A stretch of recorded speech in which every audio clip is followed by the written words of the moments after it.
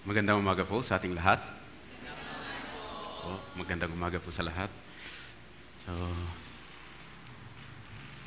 kinakabahan po ako pero wala po akong magagawa kundi tumayo po sa harapan po ninyo. Pakiusap po, huwag po ninyo akong titigan ng masyado. Okay po? Okay po. Bago po tayo mag-umpisa, batiin po muna natin yung bawat isa ng magandang umaga. Magandang umaga po sa ating lahat. Po. Maraming salamat po sa napakagandang awitin. Talagang tagos sa puso po. Pagpupuri po sa Diyos. Okay po. Okay. Tayo pong lahat ay umuko at manalangin. Hingin po natin ang gabay po ng Diyos. Dakilang Diyos, banal at mapagpalang Panginoon na sa amin ay nagmahal at nagligtas. Maraming salamat po sa iyong kamangha-manghang biyaya at pag-ibig. Kami ay dating makasalanan at nararapat hatulan dun sa walang hanggang impyerno. Subalit sa pamamagitan po ng iyong napakahalagang dugo na dumanak dun sa krus, kami po ay nalinisan sa lahat ng aming mga karumihan. Ngayon, kami po ay nagkakatipon sa oras na ito, sa lugar na ito, upang mag-aral ng iyong salita. Pakiusap na ay samahan po kami ng iyong banal na Espiritu. Siya pong kumilos sa amin at magbukas ng aming mga puso upang ang mga aral na nais mong iparating sa amin ay maunawaan po namin, maisabuhay po namin sa aming pamumuhay hanggang sa pagtayo po namin sa iyong harapan. Ganon din po sa akin, Panginoon. Pakiusap na ay gamitin niyo po yung aking mahihinang bibig. May pangaral ko lamang ang naayon sa iyong kalooban, ang naayon sa katotohanan. Pakiusap, ilagay mo po ang iyong kapangyarihan sa iyong salita upang siyang humipo sa bawat isa po sa amin. Maraming salamat po, Panginoon. May mga brothers and sisters na wala po ngayon dito. Ano man po yung ginagawa po nila at saan man po sila naroon, naway ingatan niyo po sila. Pakiusap, nawa sa susunod po naming pagsasama-sama ay makasama po namin sila at naway huwag po nilang makalimutan ang dakilang biyaya po ng Panginoon. Maraming salamat po, Panginoon. Lahat ng ito ay aming dalangin sa pangalan ng aming Panginoong Jesucristo. Amen. Okay po. Buksan po natin ang ating Biblia sa Mateo chapter 16. Alam ko po na lagi po ninyo itong napag-aaralan at ngayon po ay parang review lamang po. Okay po.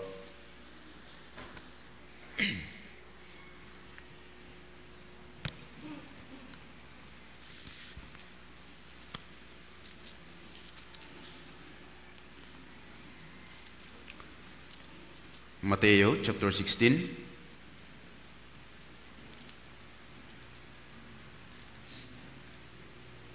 Verse 5 hanggang 12. Mateo chapter 16 verse 5 hanggang 12.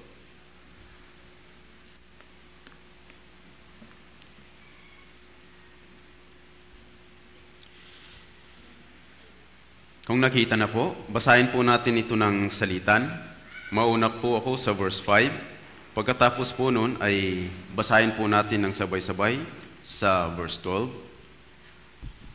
Verse 5. Nang makarating ang mga alagad sa kabilang ibayo, nakalimutan nilang magdala ng tinapay. Sinabi ni Jesus sa kanila, mag-ingat kayo at iwasan ninyo ang lebadura ng mga Pariseo at ng mga Saduceo. Nag-usap sila sa isa't isa na nagsasabi, hindi kasi tayo nagdala ng tinapay. Ngunit alam ito ni Jesus, kaya't sinabi niya, o kayong maliliit ang pananampalataya, bakit kayo'y nagtatalo na walang kayong tinapay? Hindi ba ninyo naunawaan o natatandaan ang 5 tinapay para sa 5,000 at kung ilang kaing ang inyong natipon? O inyong 7 tinapay para sa 4,000 at kung ilang kaing ang inyong natipon? Paanong hindi ninyo nauunawaan na ang sinabi ko ay hindi tungkol sa tinapay, ngunit mag-ingat kayo sa libadora ng mga Fariseo at mga Saduceo. Verse 12, basahin po natin ng sabay-sabay, 3, 2, 1. Kaya't naunawaan nila na ang sinabi ni Jesus ay hindi sa pampalsa ng tinapay mag-ingat, kundi sa mga aral ng mga Fariseo at Saduceo. Okay po, maraming salamat po. So, si Pastor Park ngayon po ay nandun po siya sa Malasiki. So ito po ay panahon ng rotation at nagkataon po na ako yung na-assign po dito. So sana po sa pamamagitan po ng pag-aaral po natin ngayon ay tignan po natin yung salita po ng Diyos, yung mga aral. Actually, mahina pa po ako at yung mga itinuturo po sa inyo ay mga malalalim na bagay. Subalit yung pag-aaralan po natin ngayon ay ayon lamang po sa mga napakinggan ko din at natutunan ko. Kaya nga pakiusap, pakinggan po nating maigi. Okay po? So, ngayong buwan ay napaka-busy po natin. Katatapos lamang po ng Youth Bible Camp. Tinignan ko po yung mga attendees po dito po sa Central Luzon. Umabot po siya ng 497. So marami na din po. Actually, ginawa po ito sa 3 magkakaibang lugar. Pangasinan area, meron din po sa Angeles, pagkatapos dito po sa Castillejos.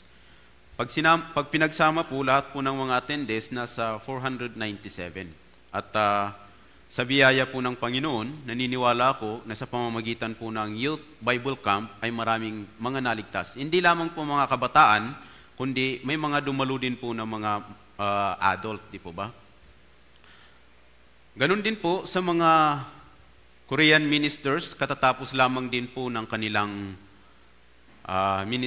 Korean ministers retreat. Kaya yung mga Korean ministers po natin ngayon ay pagod na pagod at talagang kinakaya po nila para po sa atin. Bukas, mag-uumpisa naman po yung Filipino Ministers Retreat. Kaya kami po ng mga Pilipino ay pupunta din po sa retreat center doon po sa Taal upang magkaroon po ng retreat, pag-aaral po para sa mga evangelists, para sa mga ministers.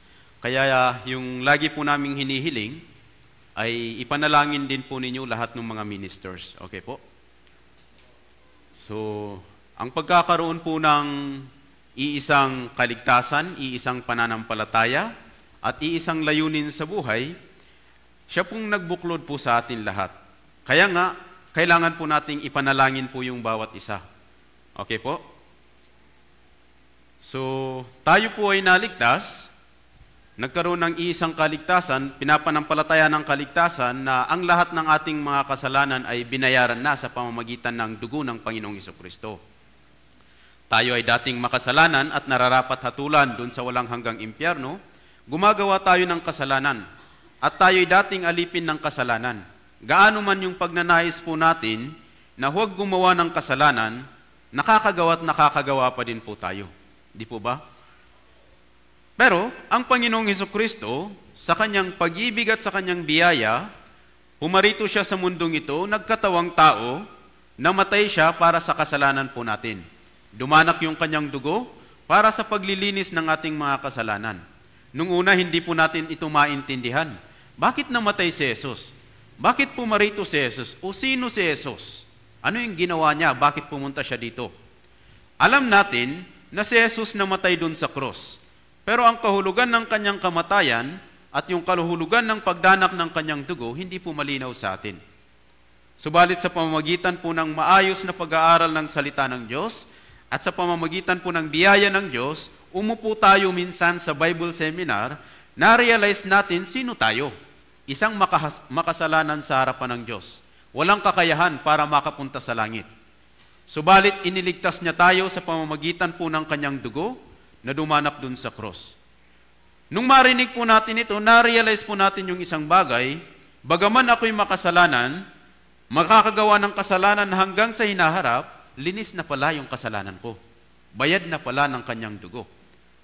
Kung ganun, dapat ko itong sampalatayanan, paniwalaan, at huwag sa pamamagitan ng aking sariling kalooban. Hindi sa pamamagitan ng sariling aking mga gawa. Di po ba? Pagkatapos po ng kaligtasan, ito po'y sunod ng ating Christian life. Yung Christian life, ito po'y pagsunod. Yung buhay Kristiyano, ito po ay ang pagsunod. Ang buhay Kristiyano, o yung paggawa ng mabuti, pagsisimba, pananalangin, ito na lamang po ay kasunod pagkatapos po nating maligtas. Kailangan po nating gawin ito bilang mga Kristiyano. Subalit, maraming mga tao hindi alam. Hindi alam po yung kamanghamanghang biyaya na ito o hindi alam yung ebanghelyo na ito. Maraming mga tao patuloy na nag-aaral ng salita ng Diyos, patuloy na nakikinig ng salita ng Diyos, pero kailanman, sabi sa Biblia, hindi dumarating sa tunay na pagkakilala sa katotohanan. Sinabi po doon sa 2 Timoteo chapter 3 verse 7 na laging nag-aaral at kailanman ay hindi nakakarating sa pagkakilala ng katotohanan. Maraming mga tao masigasig sa church. Maraming mga tao laging nagsisimba. Pero ang problema, hindi nakakarating sa tunay na pagkakilala sa katotohanan. In short, hindi po sila naligtas. Pagkatapos po nun, marami ding mga tao na iniisip nila na sa pamamagitan po ng kabanalan, ito ay paraan para makakuha ng pakinabang. Maglilingkod ako sa Diyos, gagawa ako ng mabuti, magsisimba ako para pagpalain ako ng Diyos. Subalit, ginagawa lamang po ito ng mga taong naligtas. Magkakaroon lamang po na tayo ng Christian life. Ang isang tao, magkakaroon lamang po ng Christian life pagkatapos po ng kaligtasan. Hindi po bago kaligtasan. Sa 2 Timoteo chapter 6 verse 5, na inaakalang ang kabanalan ay paraan ng pakinabang. May mga taong iniisip po yung ganito. Magsisimba ako, mananalangin ako sa Diyos para pagpalain ako. Subalit, hindi po ito yung tamang paraan. Tingnan po natin yung Mateo chapter 16, verse 5 hanggang 7.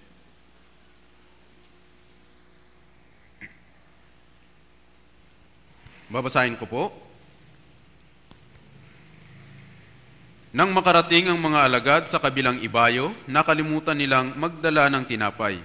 Sinabi ni Jesus sa kanila, mag-ingat kayo at iwasan ninyo ang libadora ng mga Fariseo at ng mga Saduceo.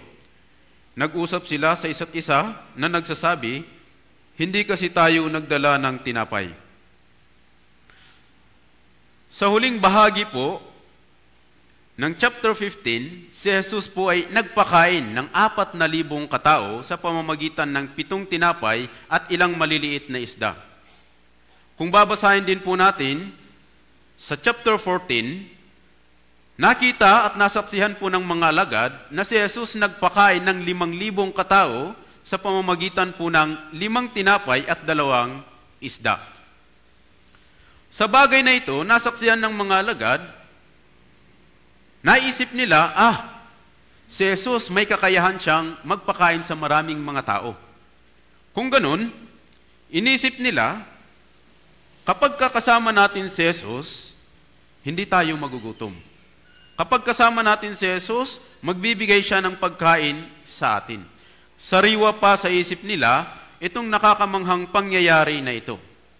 Kaya nga, habang naglalayag po sila doon sa dagat, sa karagatan, sa katahimikan ng panahon, sa katahimikan po ng lugar po na iyon, maaaring iniisip nila na, basta kapag kakasama natin si Jesus, ay hindi tayo magugutom. Kapag kasama natin si Jesus, hindi tayo magugutom. Kaya nga, nang sabihin ni Jesus, mag-ingat kayo at iwasan ninyo ang libadora ng mga Fariseo at mga Saduceo. Ang agad na inisip po nila, tinapay. Ngunit sa pagkakataong iyon, wala po silang tinapay. Sabi ni Jesus, mag-ingat kayo at iwasan ninyo ang libadura ng mga Fariseo at ang mga Saduceo. Nang sabihin po ni Jesus ang mga salitang ito, inisip ng mga alagad na dapat nagdala sila kahit isang tinapay. Ito ay kapag nangyari po yung parehas na sitwasyon na kung saan magpapakain ulit sila, meron silang maibibigay na tinapay. Jesus, merong tinapay. Gawin mong marami para mapakain ang maraming mga tao. So dito po, inakala nila na ang babala ni Jesus na mag-ingat kayo sa libadora ng mga Fariseo at mga Saduceo, iniisip nila yung literal na tinapay. Iniisip nila na kapag ka nanghingi ulit si Jesus ng tinapay sa kanila, dapat yung tinapay hindi galing sa Fariseo at hindi galing sa mga Saduceo. Dito, nagkaroon po sila ng maling pagkaunawa patungkol po sa babala po ni Jesus. Ang mga alagad, inuunawa lahat ng mga aral ni Jesus sa pamamagitan po ng mga physical o sa material na pangangailangan, sa pamamagitan ng material. Dahil dito, hindi nila naunawaan ang mga gustong sabihin po ni Jesus spiritually. Naunawaan po nila physically, pero spiritually, hindi po nila nakuha yung aral. Ganun din po sa atin, minsan, nagbabasa po tayo ng salita ng Diyos. Nakikinig din po tayo ng salita ng Diyos. Kailangan, sa pakikinig po natin, sa lahat ng mga bagay na nangyayari din po sa buhay po natin, kailangan po natin itong tignan sa espiritual na paraan. Sa salita po ng Diyos, may aral po dito, espiritual. Sa buhay po natin, may aral po espiritual. Kung tayo ay nahihirapan sa buhay po natin, hindi po natin tignan yung salita ng Diyos sa pamamagitan po ng physical. Tignan po natin ito sa pamamagitan po ng espiritual. Kung titignan po natin yung salita ng Diyos sa pamamagitan po ng physical, makakakuha po tayo ng kalakasan physically. Subalit, darating yung panahon, mawawala din po ito. Pero kung titignan po natin, spiritually yung mga aral dito po sa Biblia, makukuha po natin yung kalakasan spiritually. Ito po ay nagtatagal. Kabisado po natin yung salitang God will provide. Ang Diyos yung nagkakaloob. Tama po ba? Opo, ang Diyos, binibigay po niya lahat ng mga bagay na kailangan po natin. Habang nandito po tayo sa mundong ito, ibinibigay ng Diyos yung mga bagay na kailangan po natin. Pero,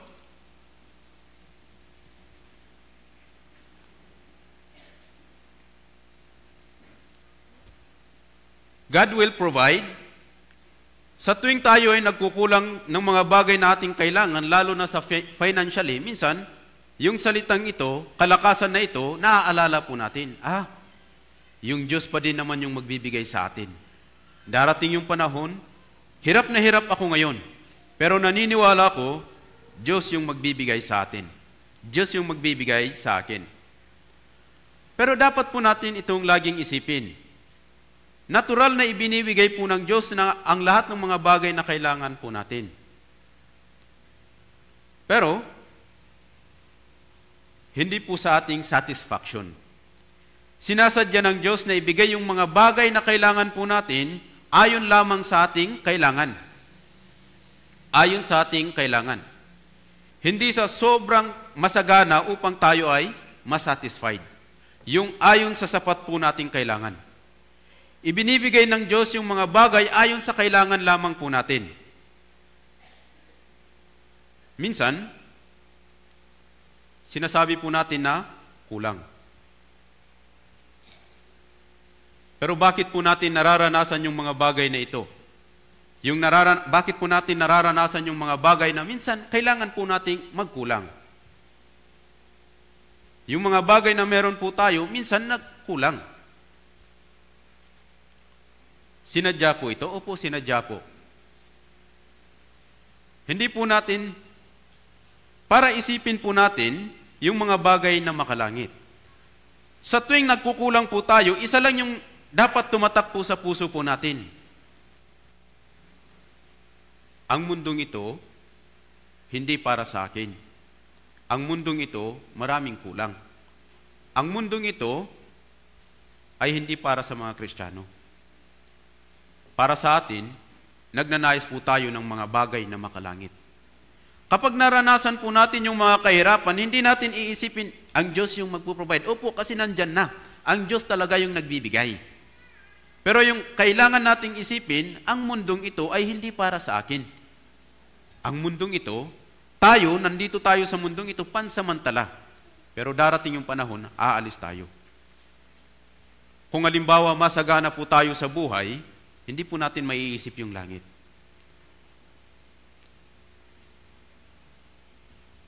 Kapag naranasan natin ang mga kahirapan, iisipin po natin na ang mundong ito ay hindi magandang tirhan. Maraming kulang. Sa pagkakataong ito, maiisip po natin yung kahalagahan po ng langit. At mananabik po tayo sa mga bagay na makalangit sa pamamagitan po ng kahirapan. Tignan po natin yung Jonas. Buksan po natin yung Jonas.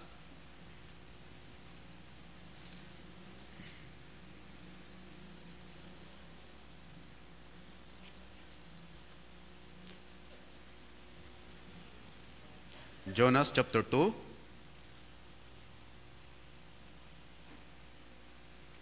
Sa Jonas chapter 2, verse 7.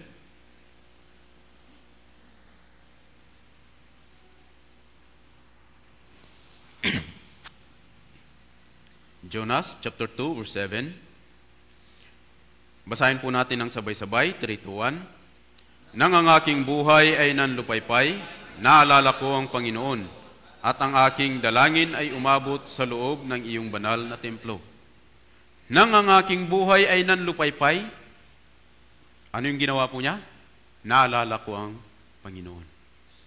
Sa tuwing ang buhay po natin, nakakaranas po ng kahirapan, o sa tuwing nakakaranas po tayo ng kahirapan, kailangan, alam na natin darating yung panahon, tutulungan tayo ng Panginoon. Pero sa tuwing nakakaranas po tayo ng kahirapan, naaalala po natin yung Panginoon. Ang langit, naghihintay sa akin. Ang langit, yun yung para sa akin. Darating yung panahon, pupunta ako roon. At ang mga bagay na nararanasan ko ngayon, hindi ko na mararanasan doon. Si Jonas nang siya ay nasa tiyan ng dambuhalang isda, siya ay nagdurusa. Pero sa gitna ng kanyang pagdurusa, naalala po niya yung Panginoon. Sa gitna ng ating pagdurusa, naalala po natin ang Panginoon. Sa mga nangyayari sa buhay po natin, kailangan po nating tignan ang mga aral sa espiritual po na pananaw. Subalit, ang mga alagad, tumingin sila sa pisikal na paraan. Tumingin po sila sa pisikal na paraan. Wala kasi tayong tinapay. Sabi ni Jesus, mag-ingat kayo sa libadora ng mga Fariseo at ng mga Saduceo. Ano yung sagot nila? Wala kasi tayong tinapay. Pero ang sinasabi ni Jesus, yun ay spiritually. Ang naisip ng mga alagad, physically, tinapay.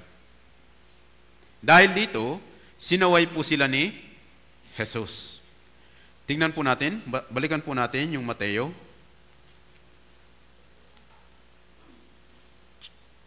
Chapter 16.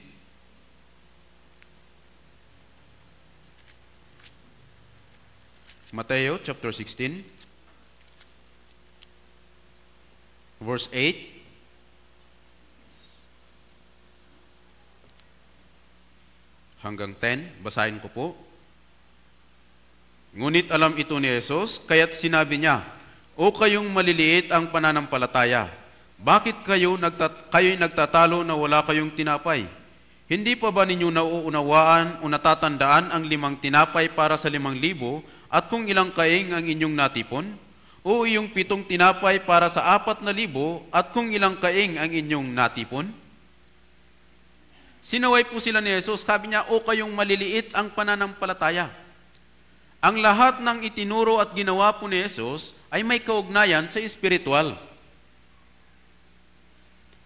Kaya nga, sa pamamagitan po ng mga talatang ito, marirealize po natin yung isang bagay. Kapag nag-aaral po tayo ng salita ng Diyos, nang may pusong nagnanais, makukuha po natin yung mga bagay na espiritual.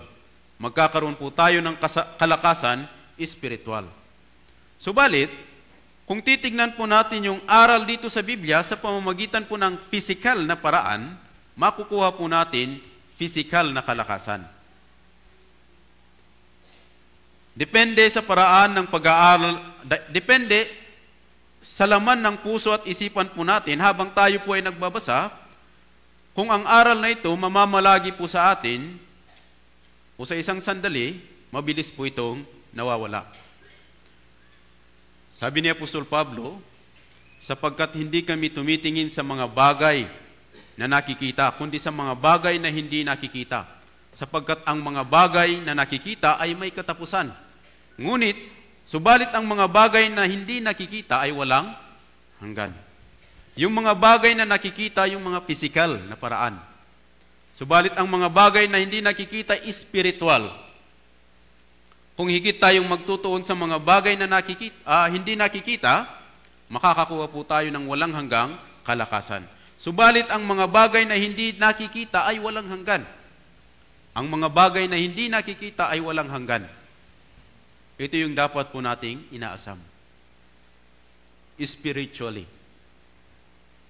Sabi ni Jesus sa kanila, o kayong maliliit ang pananampalataya. Bakit maliit yung pananampalataya po nila? Bakit maliit? Bakit sinabi ni Jesus sa kanila, maliliit ang pananampalataya? Dahil ito ay pananampalataya, buhay pananampalataya, kasabay nun, tumitingin sa mga bagay ng sanlibutan. Pananampalataya, nakasabay, nakikita yung mga physical na kalagayan. Nakikita nila yung kakayahan ni Jesus, subalit nakikita din po nila ito sa physical na kakayahan. Si Pedro, sinabihan po ni Jesus, ikaw na maliit ang pananampalataya. May pagkakataon na si Jesus ay lumakad sa tubig. Nakita siya ng mga alagad. Natakot sila. Sabi nila, may multo, may multo. Subalit sinabi ni Jesus sa kanila, huwag kayong matakot, ako ito. Sabi ni Pedro, Panginoon, kung ikaw iyan, ipag-utos mo na lumakad ako sa tubig. Sabi ni Jesus sa kanya, halika. Habang sa umpisa nakatingin siya, tumingin siya kay Jesus, nakakapaglakad siya sa tubig. Sa isang sandali lamang paglingon niya, nakita niya yung malalakas na alon. Ano yung nangyari? Lumubog po siya. Tinitingnan niya si Jesus, pero kasabay nun, tumingin din po siya sa mga bagay sa paligid po niya. Dahil dito, lumubog po siya. Sabi ni Jesus, o ikaw na maliit ang pananampalataya.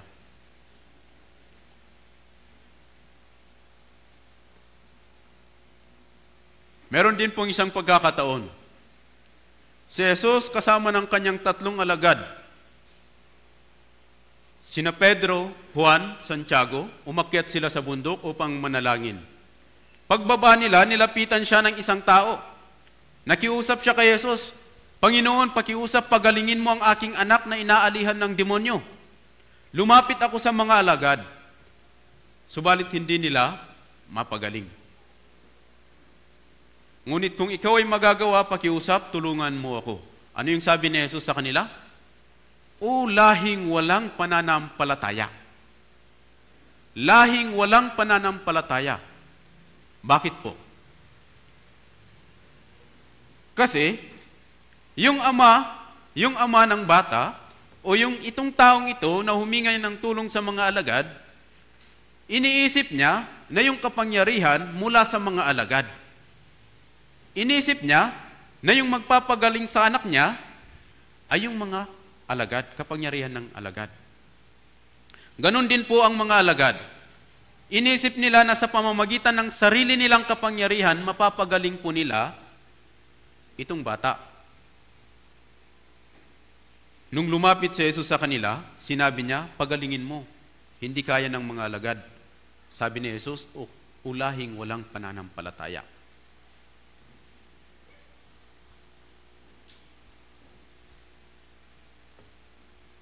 Pagkatapos ng pagkakataong iyon, lumapit ang mga alagad kay Jesus.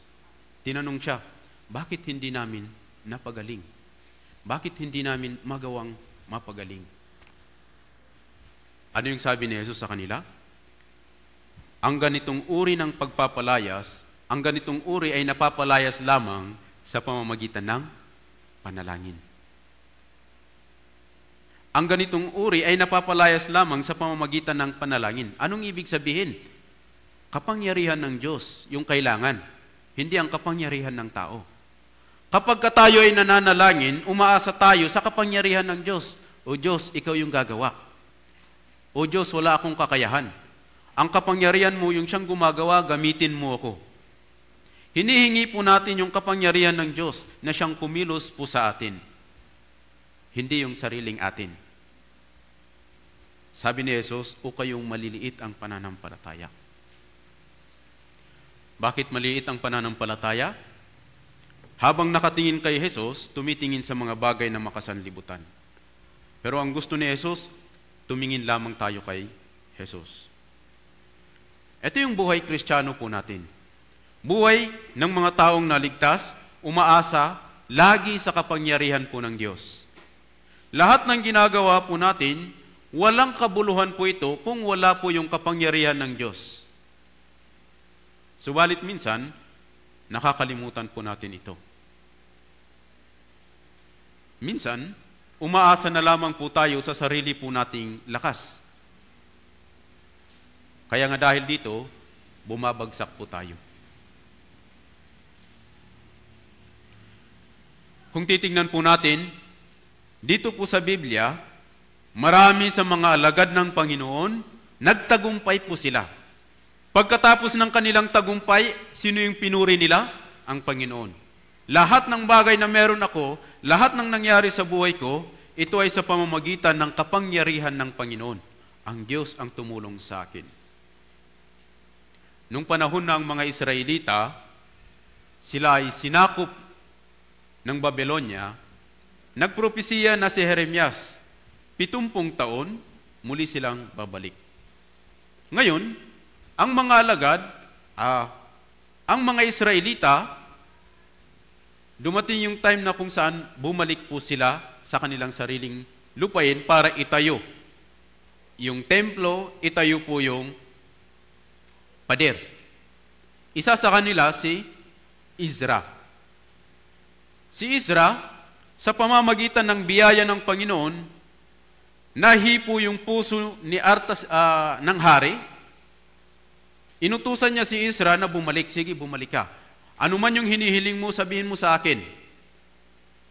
Nabigyan po si Ezra ng pagkakataon na bumalik sa kanilang sariling lupain. Bago po ito, ang mga Israelita, lahat ng mga bumalik sa kanilang sariling lupain nakaranas ng maraming pag-uusig. Nung itayo nila yung templo, nakaranas sila ng maraming pag-uusig. Dumating sa punto na kailangan nila itong itigil. Makikita po natin na hindi basta-basta yung bumalik upang itayo yung templo. Maraming mga kahirapan yung kailangan po nilang pagdaanan. Subalit napagtagumpayan po nila ito, napagtagumpayan po ni Ezra. Merong time na kung saan sumulat sila sa hari para itigil yung paggawa ng templo. At para muling maipanauli yung paggawa o para muling maibalik yung paggawa sa templo, kailangan nila ng approval mula sa hari. Sa pagkakataong ito, si Ezra, nagkaroon po siya ng approval. Ano yung sabi niya sa huli? Sa Ezra chapter 7 verse 28, tingnan po natin, Ezra chapter 7,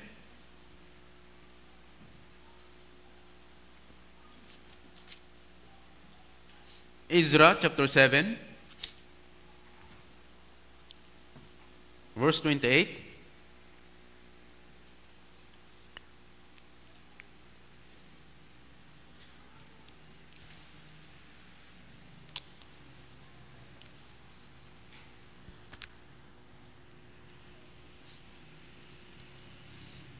Basahin po natin, sabay-sabay. 3, 2, 1. At nagpaabot sa akin ng kanyang tapat na pag-ibig sa harapan ng hari at ng kanyang mga tagapayo at sa harapan ng lahat ng mga makapangyarihang pinuno ng hari. Ako'y nagkaroon ng tapang sapagkat ang kamay ng Panginoon kong Diyos ay nasa akin.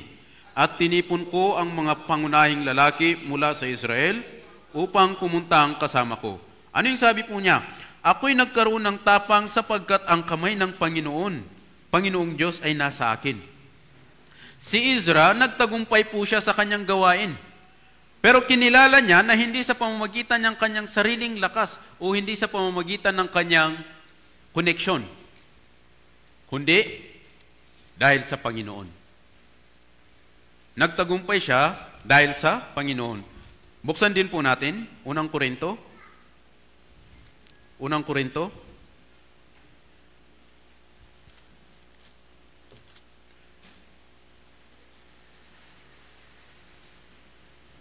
Chapter 3.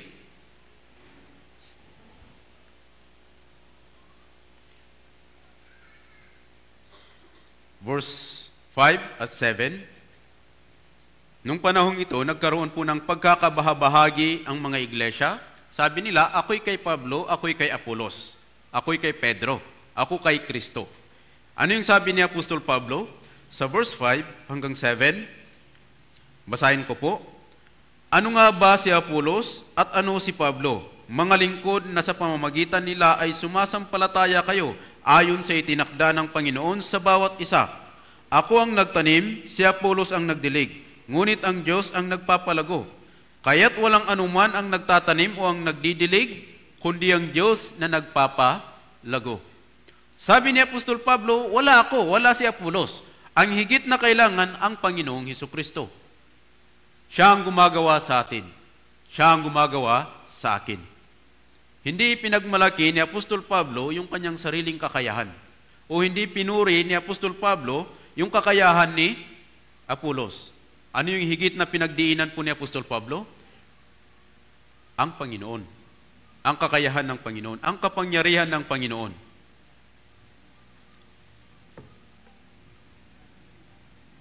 So sa lahat ng buhay po natin, sa buhay po natin bilang isang Kristiyano, lahat ng ito ayon sa kakayahan, ayon sa kapangyarihan po ng Panginoon. Gumagawa po tayo sa pamamagitan po ng kapangyarihan ng Panginoon. Naglilingkod po tayo sa pamamagitan ng kapangyarihan ng Panginoon. Nabubuhay po tayo sa pamamagitan ng kapangyarihan ng Panginoon. Lahat sa Panginoon. Lahat sa Panginoon.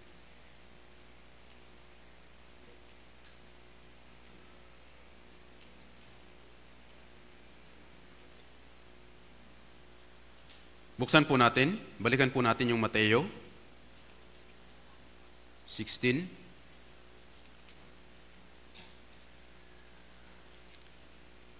Mateo chapter 16.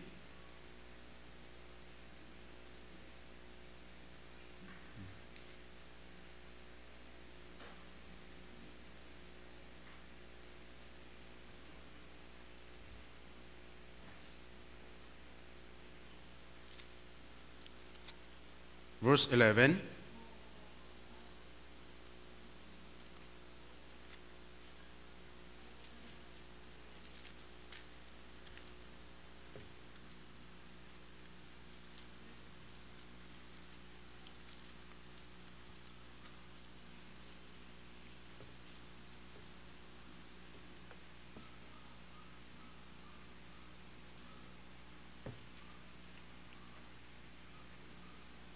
And 12, basahin po natin, sabay-sabay, 3, 2, 1. Paanong hindi ninyo naunawaan na ang sinabi ko ay hindi tungkol sa tinapay? Ngunit mag-ingat kayo sa libadora ng mga Fariseo at mga Saduceo. Kaya't naunawaan nila na ang sinabi ni Jesus ay hindi sa pampalsa ng tinapay mag-ingat, kundi sa mga aral ng mga Fariseo at mga Saduceo.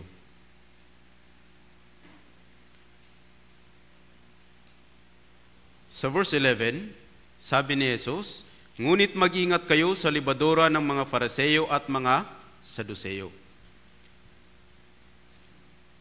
Hindi ito naunawaan ng mga alagad, na ang naunawaan nila patungkol literal na tinapay. Sa Mateo chapter 16, verse 12, kaya't naunawaan nila na ang sinabi ni Jesus ay hindi sa pampalsa ng tinapay mag-ingat, kundi sa mga aral ng mga Fariseo at mga Saduceo. Ang libadura ng mga Fariseo at mga Saduceo tumutukoy sa kanilang katuruan.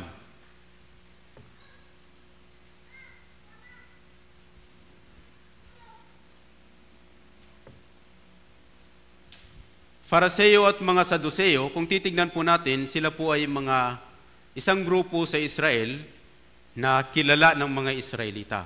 Meron po silang dakilang otoridad. Subalit, kung titignan po natin, bakit iba ang aral ng mga Fariseo at ang mga Saduseo? Saan nagmula yung kanilang aral? Saan nanggaling yung kanilang aral? Kasi masigasig din po sila sa Biblia. Gaya ng laging sinasabi po ni Jesus sa kanila, nag-aaral sila ng salita ng Diyos. Higit silang masigasig kaysa sa atin. Subalit, bakit naiba yung aral po nila? Tingnan po natin. Paniniwala ng mga Saduseo, saan po nagmula yung Saduseo? Actually, sila po ay mula sa angkan po ni Sadok, pare. Pagkatapos po ng kanilang pagkabihag, nung bumalik sila, ang mga pare, nabigyan po ng kapangyarihan, otoridad, na mamuno sa mga Israelita. So, ibig sabihin, meron po silang kapangyarihan para pamunuan yung mga Israelita. Sila po ay mula sa pamilya ni Sadok, paglaon, tinawag po silang Saduseo. Naniniwala po sila sa Pentateuch. Yung Pentateuch, ito po yung sinulat po ni Moises. 5 aklat. Subalit, hindi sila naniniwala sa muling pagkabuhay. Sila ay nagkaroon ng makamundong kapangyarihan at binaliwala po yung spiritual na katotohanan. May kapangyarihan silang pamunuan. Binigyan sila ng otoridad na pamunuan yung mga Israelita. Subalit, hindi po sila naniwala sa mga bagay na espiritual. Sila ay napaka-aktibo din po sa templo. Sila ay ma-impluensyang grupo sa Israel. Subalit, mali yung kanilang aral. Tignan po natin. Hindi sila naniniwala sa muling pagkabuhay. Mula sa Mateo chapter 22, tingnan po natin. Mateo 22.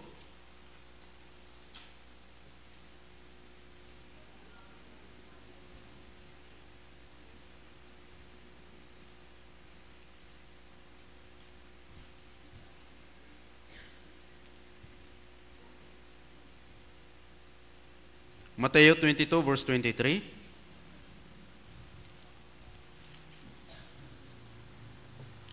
Basahin ko po.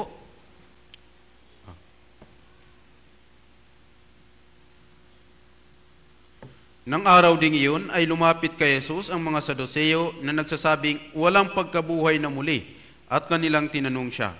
Ito yung paniniwala po ng mga Fariseo, nagsasabing walang pagkabuhay na muli. Walang pagkabuhay na muli. Naniniwala sila na ang buhay lamang ng tao ay hanggang dito lamang sa mundong ito. Na wala ng kasunod pagkatapos nito. Kaya nga ipinopromote po nila na dapat magsaya na tayo sa buhay natin dito sa mundong ito. Minsan lang tayong mabuhay, kaya dapat mabuhay na tayo ng maligaya, masaya sa mundong ito. Magpakasaya, magpakaligaya. Tingnan din po natin yung Gawa 23.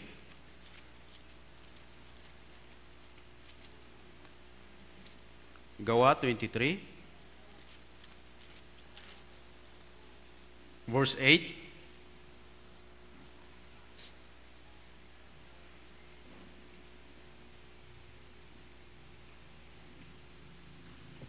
Basahin ko po. Sapagkat sinasabi ng mga Saduseo na walang muling pagkabuhay o anghel o espiritu, ngunit pinaniniwalaan ng mga Fariseo ang lahat ng ito. So sabi nila, walang pagkabuhay na muli. Walang pagkabuhay na muli. Gaya ng sinabi ko po, ang mga Saduseo, talagang masigasig sila sa pag-aaral ng salita ng Diyos. May time, nabasa po nila dito sa salita, dito po sa sinulat ni Moises. May time, nabasa nila yung sinulat po ni Moises. At sabi sa sinulat ni Moises, na kapag ka ang isang lalaki nag-asawa ng isang babae, pagkatapos namatay yung asawang lalaki, kailangan yung kapatid niyang lalaki ay kunin niya bilang asawa yung asawa niya upang ipagbangon yung lahi ng kanyang kapatid. So nabasa nila ito. Ngayon, sabi nila kay Jesus, lumapit sila kay Jesus, walang pagkabuhay na muli. Bakit? Kasi, nabasa namin sa salita ni Moises, na kapag ang isang tao nag-asawa at namatay na walang anak, kailangan maging asawa niya ulit yung kanyang asawa upang ipagbangon. Ganito, may 7 lalaki, may 7 magkakapatid na lalaki, nag-asawa yung panganay, namatay na walang anak, hanggang sa dumating sa ika-7, walang anak. Pagdating nila sa langit, sino magiging kanyang asawa? So technical yung inisip po nila. Physically. Inisip nila physically. Ganito pala. Ibig sabihin nito, ito yung conclusion. Walang muling pagkabuhay. Pero ano yung sabi ni Jesus sa kanila?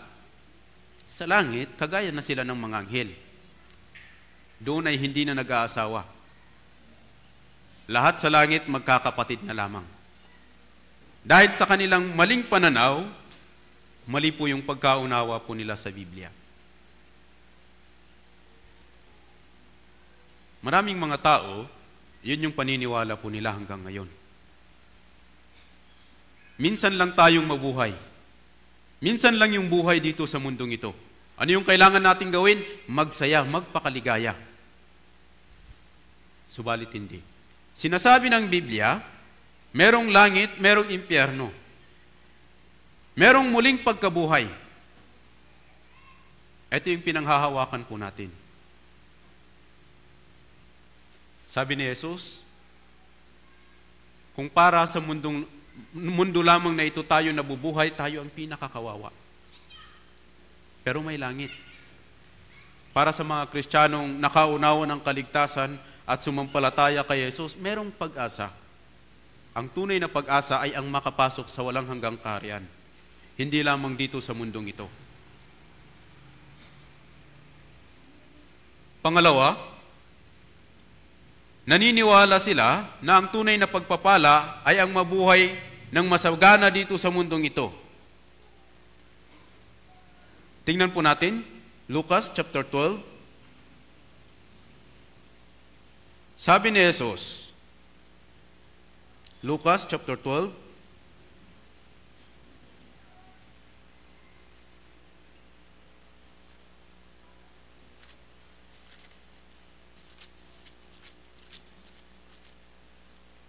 verse 15.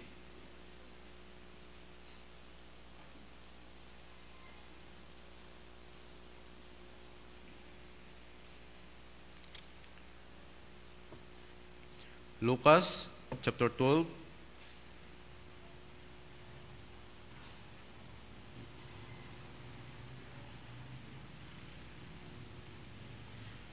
basahin po natin ng sabay-sabay. 3, 2, 1. Sinabi niya sa kanila, mag-ingat kayo at magbantay laban sa lahat ng kasakiman, sapagkat ang buhay ng tao ay wala sa kasaganaan ng kanyang mga ari-arian. Sabi ni Jesus, sapagkat ang buhay ng tao ay wala sa kasaganaan ng kanyang ari-arian. Minsan, sabi ng mga tao sa paligid po natin, tignan mo nga, pag nag-invite tayo sa Bible seminar, minsan nakakakita po tayo ng matang mapanlait. Kapag ka nag-invite tayo dun sa may nakakaangat na sa buhay, minsan, merong discrimination. Tignan mo nga, higit akong pinagpala sa iyo. Mayroon akong ari-arian. Maraming bagay na nagkaroon ako. Higit akong pinagpala kaysa sa iyo.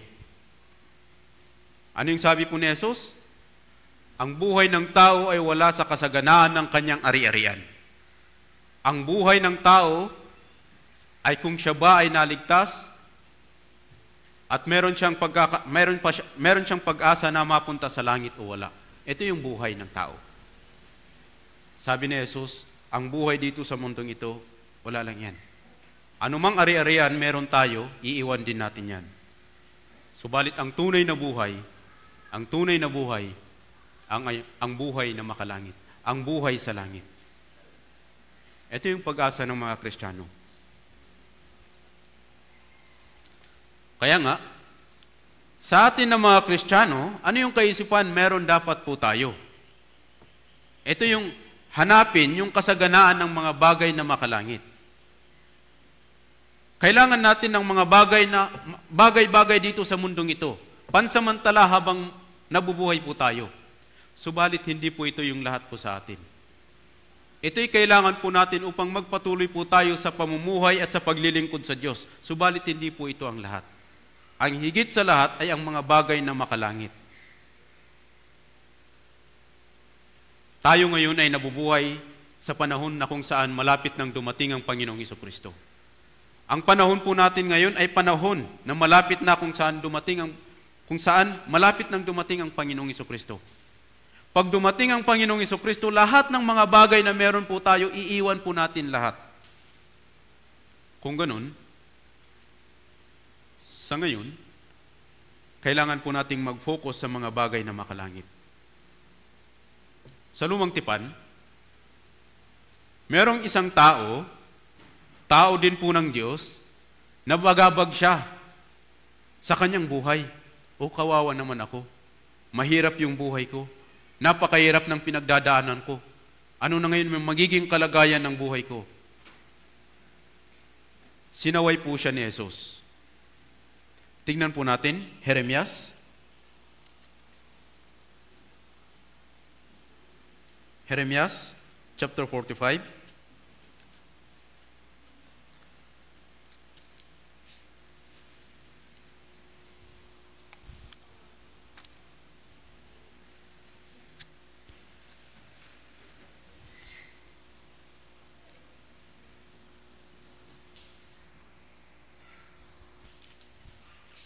Verse 2.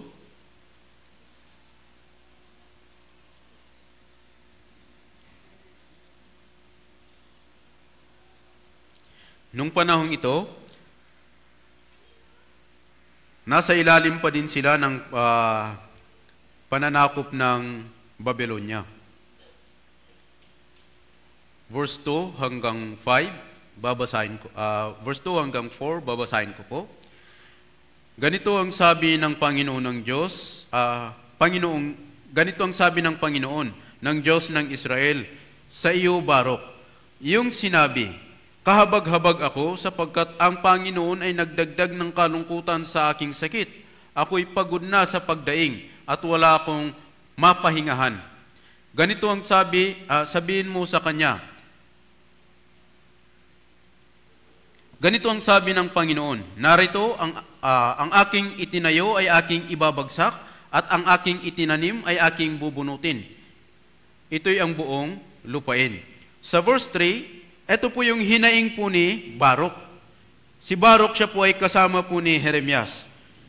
Sabi niya, kahabag-habag ako.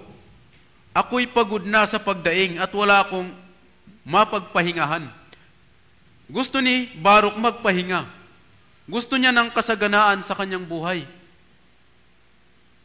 Pero ano yung sabi ng Panginoon sa verse 5? Basahin po natin yung verse 5, 3-1. At ikaw, naghahanap ka ba ng mga dakilang bagay para sa iyo, sarili?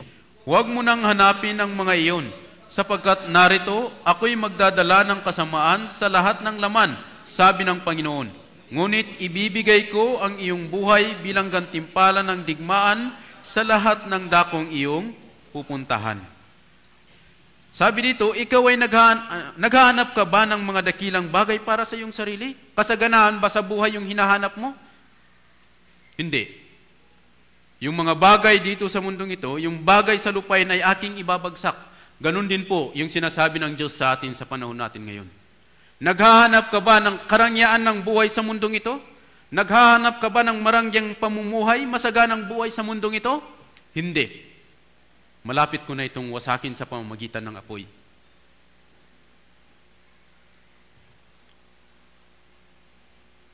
Sa panahon ng kaguluhan ay naghanap si Baruk ng komportabling buhay. Ang sabi ng Panginoon sa kanya, huwag mo nang hanapin iyon. Ang lupaing ito ay itinakda na para sa pagkawasak. Ang lahat ng meron dito ay masusunog sa apoy. Pero ang iyong buhay ay higit na mahalaga at ito ay mapapasa iyo. Sabi ng Panginoon kay Baruk. Ang mundong ito ay nakatakda sa pagkawasak sa pamamagitan po ng apoy. Ang lahat ng mga bagay sa mundong ito ay masusunog. Ngunit mahalaga, higit na mahalaga na ibinigay sa atin ng Panginoon, ito yung buhay na walang hanggan. Ito yung buhay na makapunta sa langit. Ito yung higit na mahalaga. At ito yung dapat po nating higit na pagtuunan ng pansin. Ito'y kung babasahin po natin yung libadora ng mga Saduseo, ito'y taliwas. Taliwas po ito sa sinasabi po ng Biblia patungkol po sa buhay na walang hanggan. Subalit, tayong mga Kristiyano ay kailangan pagtuunan pansin higit yung mga bagay na espiritual. Paano naman po yung mga Fariseo? Yung mga Fariseo, ano naman po yung kanilang paniniwala? Ang mga Fariseo, mga grupo na may mataas na pagkakilala sa kautusan at mahigpit po nila itong sinusunod. Mahigpit po nila itong sinusunod. Itinuturo nila yung kautusan sa mga sinagoga at pinipilit nila yung mga tao na sundin ito. Subalit, sinaway po sila ni Jesus. Ang sabi ni Jesus sa kanila, mapagkunwari. Mapagkunwari. Sila ay sumusunod lamang sa anyo, ngunit ito ay pagiging ipokrito. Panlabas na anyo. Hanggang sa panahon po natin ngayon, maraming mga tao pilit na sumusunod sa 10 utos. Iniisip nila na sa pamamagitan ng pagsunod nila sa 10 utos, makakapunta sila sa langit. Masigasig sa simbahan, masigasig sa pananalangin, tumutulong sa ibang mga tao, kagandahang loob. Inisip nila na sa pamamagitan nito, makakapunta sila sa langit. Subalit sabi ni Jesus, mapagkunwari. Sa Mateo 23:25, tingnan po natin. Buksan po natin yung Mateo.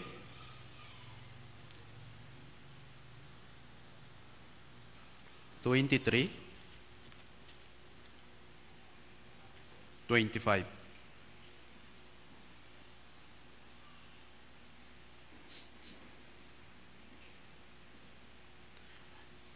Libadora ng mga Fariseo,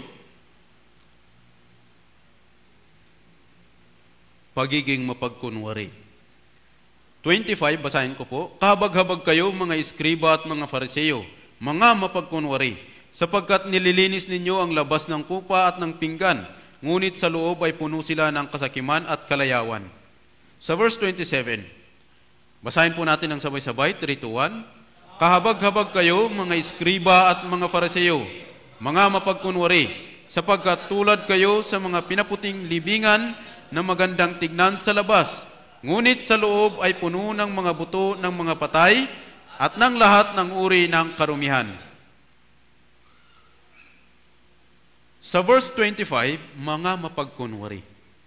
Katangian po ng mga Fariseo, unang-una, yung pagiging mapagkunwari.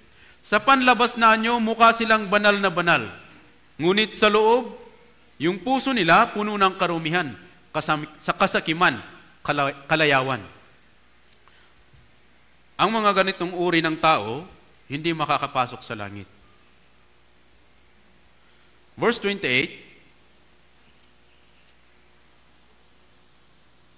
sabi po sa verse 28, gayon din naman kayo na sa labas ay mistulang matuwid sa mga tao, ngunit sa loob ay puno kayo ng pagkukunwari at kasamaan. Sa panlabas, matuwid. Sa panlabas, banal na banal. Subalit sa panloob, kasakiman, kasamaan.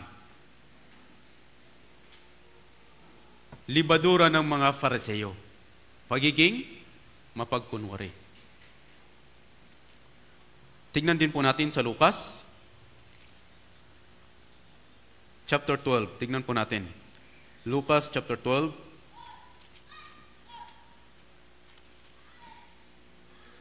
Verse 1.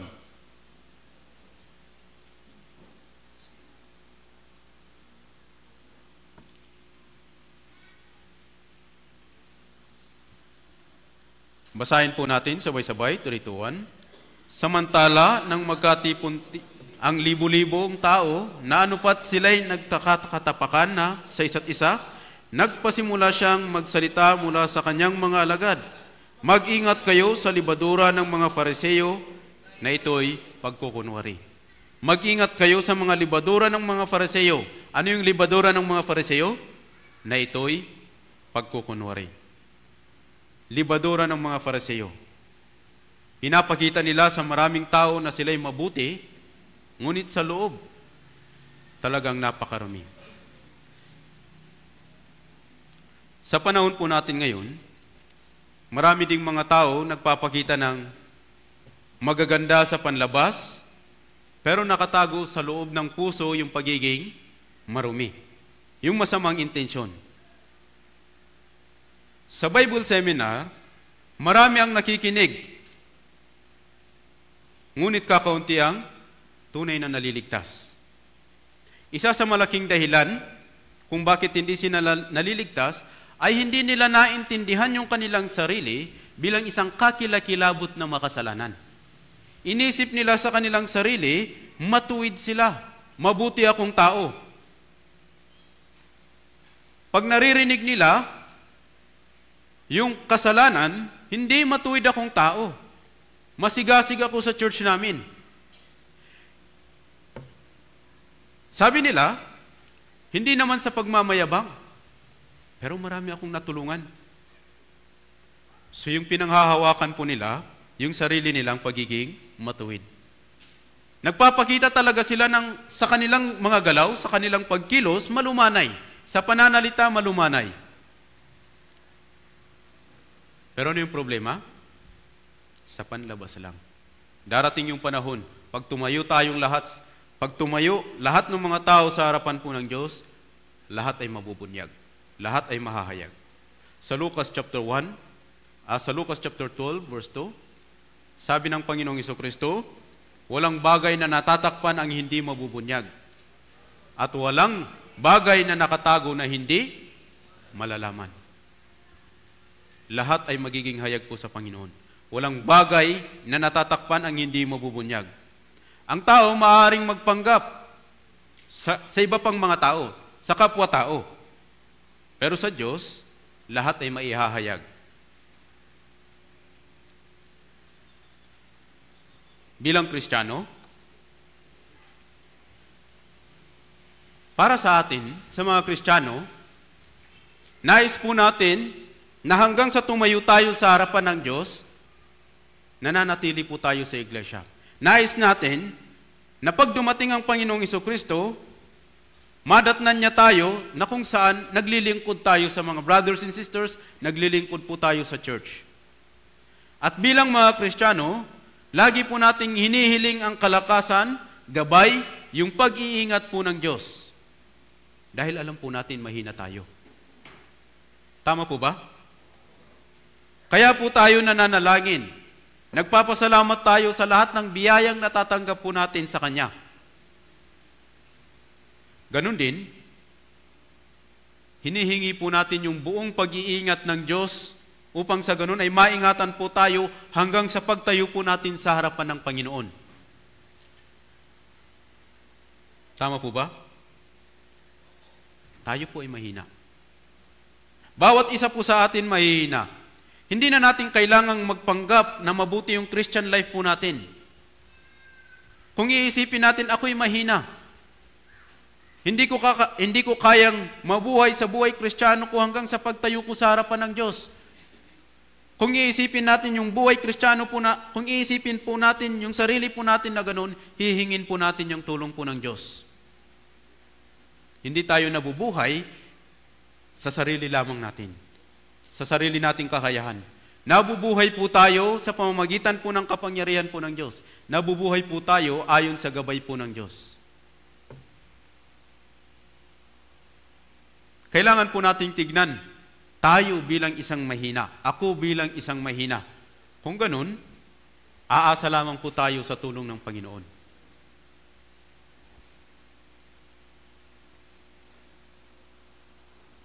Libadura ng mga Fariseo, pagiging mapagkunwari. Dahil dito, ito yung pinapaniwalaan ng ilang mga tao, kaya nga hindi sila naliligtas.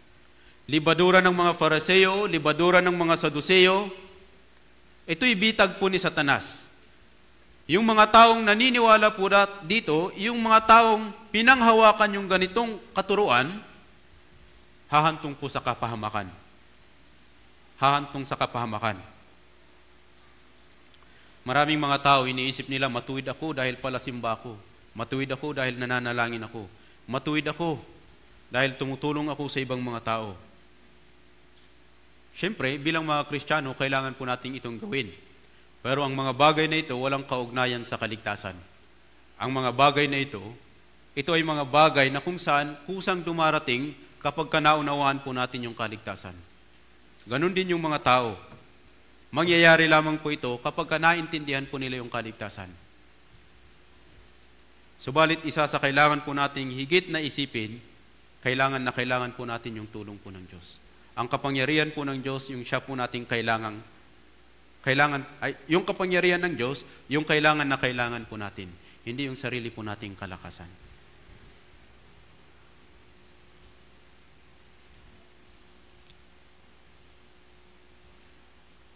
Ang mga alagad, nakinig sila sa mga aral ni Jesus sa pamamagitan ng pisikal na kaisipan.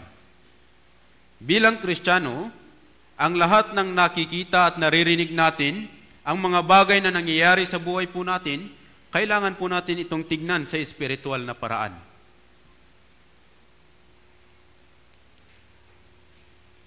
Ang ating buhay Kristiyano, ito ay buhay na umaasa lamang sa kapangyarihan po ng Diyos. Sigurado, merong buhay na walang hanggan. Merong langit, merong impyerno. Subalit sa mga taong naligtas, inaasahan po natin yung langit. Sa huli, ang mga makalangit na bagay ay siyang higit na mahalaga kaysa mga bagay dito sa mundo, dito sa lupa.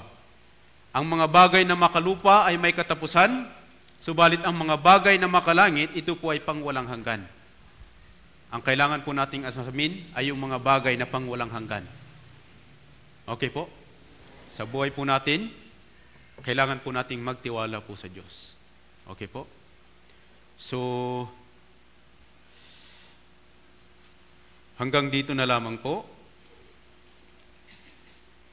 At maraming salamat sa maayos po ninyong pakikinig. Okay po? Tayo pong lahat ay yumuko at manalangin. Dakilang Diyos, banal at mapagpalang Panginoon, maraming salamat po sa iyong salita. Maraming salamat po sa iyong walang hanggang biyaya. Kami po ay nabubuhay sa pamamagitan po ng iyong patnubay, sa pamamagitan po ng iyong kalakasan. Pakiusap, tulungan niyo po kami. Nalalaman po namin ang iyong muling pagdating ay malapit na. Ikaw ay nasa pintuan na. Kaya nga, tulungan niyo po kami na magpatuloy sa aming buhay, sa kabila po ng mga kahirapan, sa kabila po ng maraming mga pag-uusig. Nawa ay tumayo kami sa iyong harapan, na walang anumang bagay na ikinakahiya, kundi matapang na makapagpapatotoo. Kami po ay makapagpapatotoo na kami ay napinanghawakan namin ang aming pananampalataya hanggang sa huli. Maraming salamat din po sa iyong salita na ibinigay niyo po sa amin. Naway maging kalakasan po ito sa amin upang sa ganun ay mabuhay kami ayon lamang sa iyong kalooban. Basbasan po ninyo ang in-charge minister ng Castilleos Church, si Pastor Park Dongwan, kasama po yung kanyang sambahayan. Bigyan niyo po siya ng kalakasan, karunungan, higit po na pagpapala upang sa ganun ay mapangalagaan niya yung iglesia dito sa Castilleos Church sa pamamagitan po ng iyong kapangyarihan. Ganun din po, buhusan po ninyo ng higit at higit pang pagpapala ang mga leaders ng church na ito upang sila ay makapaglingkod sa mga brothers and sisters at makapaglingkod din po sa iyo. Ganon din po yung mga brothers and sisters na nabubuhay para lamang sa iyong kalooban. Tulungan niyo po sila na mabuhay sa kanilang pananampalataya. Gamitin niyo po yung Castilios Church upang magligtas ng mas marami pang naliligaw na kaluluwa, upang sa ganun ay marami pong lumuwalhati sa iyong pangalan. Maraming salamat po, Panginoon. Lahat ng ito ay aming dalangin sa pangalan ng aming Panginoong Jesucristo. Amen.